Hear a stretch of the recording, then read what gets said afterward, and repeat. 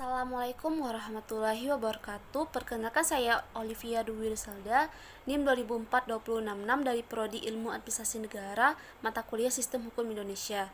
Sekarang saya akan menjelaskan materi selanjutnya tentang Sistem Hukum Anglo-Sakson, yaitu suatu sistem hukum yang didasarkan pada jurisprudensi, yaitu keputusan-keputusan hakim terdahulu yang kemudian menjadi dasar putuskan hakim-hakim selanjutnya. Sistem hukum Anglo-Sakson mulai berkembang di United Kingdom pada abad ke-10.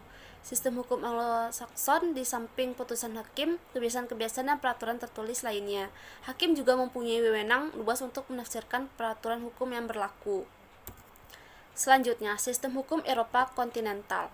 Prinsip utama yang menjadi dasar sistem hukum ini yaitu hukum memperoleh kekuatan mengikat karena diwujudkan di dalam peraturan-peraturan yang berbentuk undang-undang tersusun secara sistematik.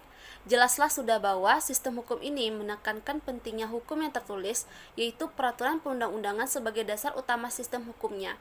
Pada sistem peradilan Eropa kontinental, hakim diikat oleh undang-undang sehingga dalam sistem ini kepastian hukumnya dijamin melalui bentuk dan tertulis di undang-undang. Selanjutnya, tentang sistem hukum Islam. Hukum Islam suatu sistem hukum yang berdasarkan ketentuan-ketentuan yang telah ditetapkan oleh Allah dan Rasul-Nya. Kemudian disebut dengan syariat atau hasil pemahaman ulama terhadap ketentuan di atas kitab fikih. Kemudian disebut dengan ijtihad, yang menata hubungan manusia dengan Allah, manusia dengan manusia, manusia dengan benda.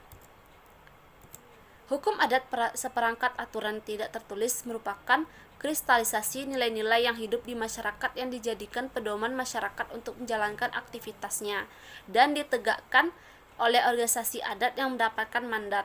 Hanya terdapat dalam kehidupan sosial di Indonesia dan beberapa negara Asia lainnya seperti Cina, India, Jepang, dan lain-lain. Selanjutnya, sistem hukum yang dianut di Indonesia.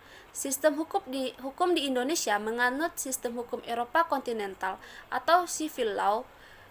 Hal ini dapat dilihat dari sejarah dan politik hukum, sumber hukum maupun sistem penegakan hukumnya, di mana sistem tersebut banyak berkembang di negara-negara Eropa seperti Belanda, Prancis, Italia, Jerman, kemudian di Amerika Latin Asia.